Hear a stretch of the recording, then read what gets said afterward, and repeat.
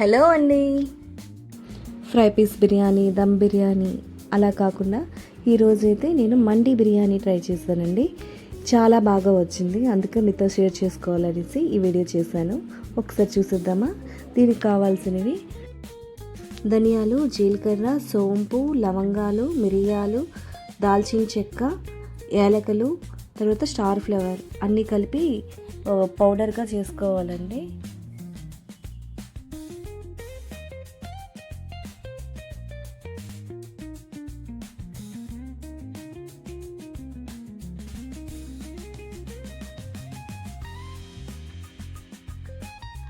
ఇప్పుడు ఒక ప్యాన్ తీసుకొని దానిలో సాల్ట్, పసుపు, కారం, మనం రెడీ చేసి పెట్టుకున్న మసాలా కూడా వేసి మొత్తం కలపాలండి. కలిపిన తర్వాత దానిలో కొంచెం ఆయిల్ వేసి బాగా పేస్ట్లా చేసి మనము కడిగి పెట్టుకున్న చికెన్ని తీసుకొని వీటిని కలిపి మసాలా బాగా పట్టించి మ్యారినేట్ చేసిన చికెన్ని ఒక 1 అవర్ పాటు పక్కన పెట్టాలండి.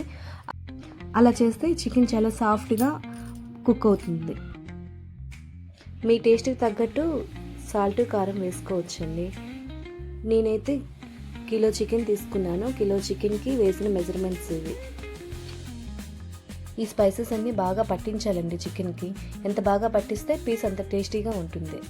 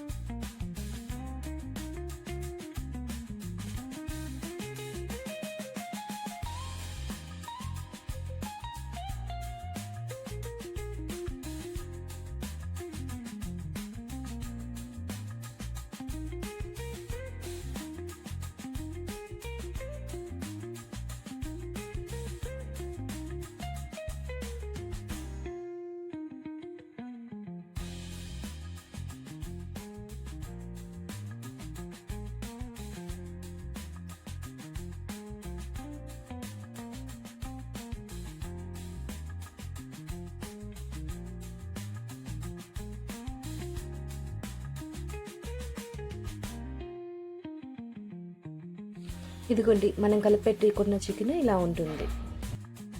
ఇలా కలిపెట్టిన తర్వాత 1 అవర్ అయితే కంపల్సరీగా ఉంచాలండి. అప్పుడే ఈ స్పైసెస్ అన్నీ ఆ పీసులకి బాగా పట్టి చాలా టేస్టీగా అనిపిస్తుంది.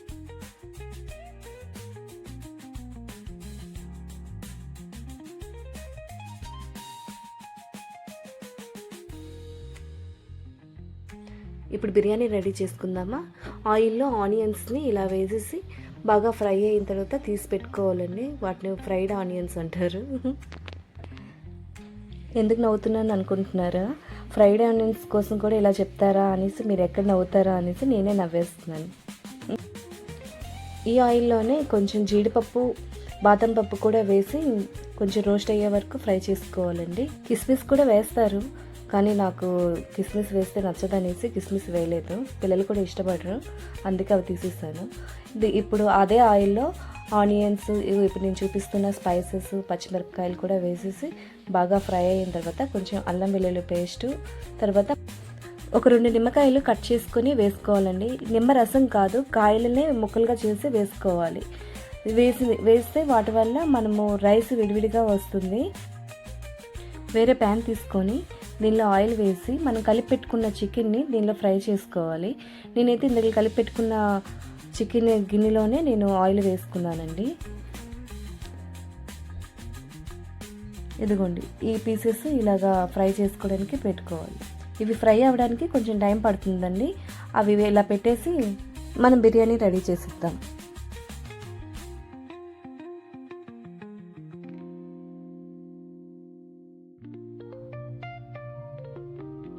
ఇదిగోండి, దీనిలో నిమ్మకాయ ముక్కలు కూడా వేసాను. వేసిన తర్వాత మనం ఫస్ట్ చేసుకున్న మసాలా పౌడర్ ఉంది కదా, అది కూడా యాడ్ చేసి ఒకసారి కలుపుకోవాలండి.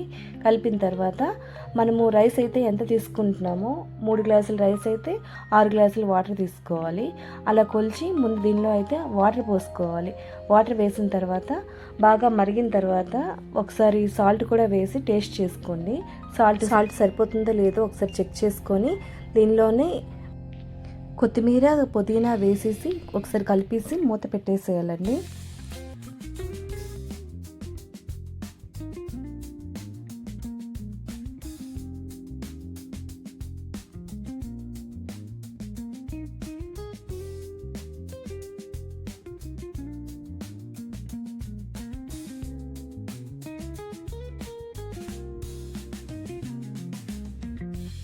చికెన్ కూడా బాగా ఫ్రై అవుతుంది. కొంచెం ఇటు అటు టర్న్ చేసేసి ఇంకొకసారి చూసుకొని మనము మళ్ళీ బిర్యానీ వైపు వెళ్ళిపోతాం.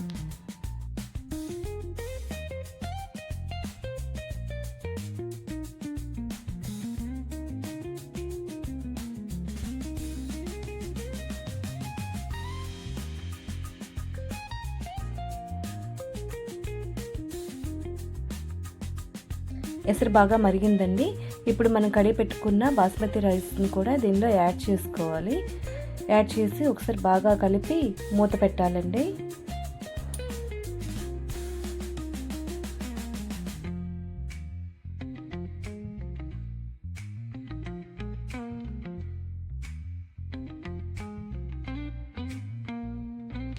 ఇప్పుడు మనం దీనిలో వేసిన నిమ్మ చెక్కల్ని బయటికి తీసేయాలండి. ఎందుకంటే ఆల్రెడీ దానిలో కుక్ అయిపోయి ఉంటుంది మరిగిన నీటిలోన, కాబట్టి తీసేయాలి. ఇది ఉంటే మాత్రం బిర్యానీ చేదైపోతుంది. అందుకే ముక్కలన్నీ దాని నుంచి వేరు చేసేయాలి. మూత పెట్టి ఒక 10-15 మినిట్స్ కుక్ చేసుకోవాలండి బిర్యానీ.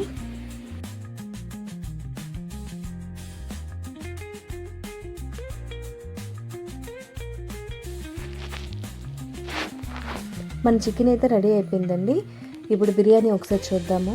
బిర్యానీ కూడా రెడీ అయిపోయింది.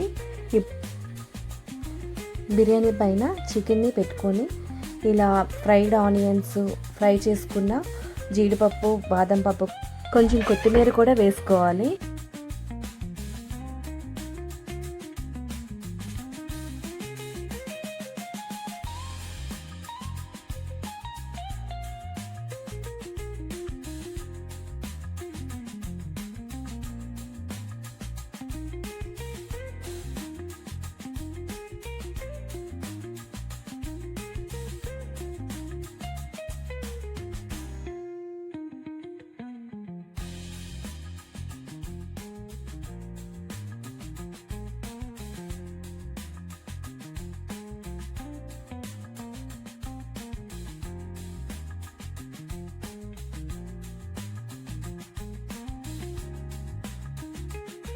ఇలా మొత్తం వేసుకునే తర్వాత కొంచెం నెయ్యిని పైన వేయాలండి.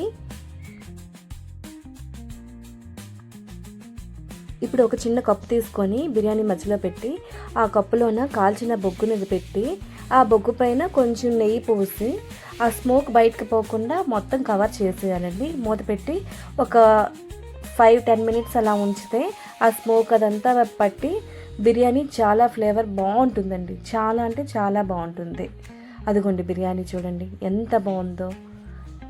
తింటే మాత్రం ఇంకోసారి మళ్ళీ మళ్ళీ చేసుకుంటారు మీరే.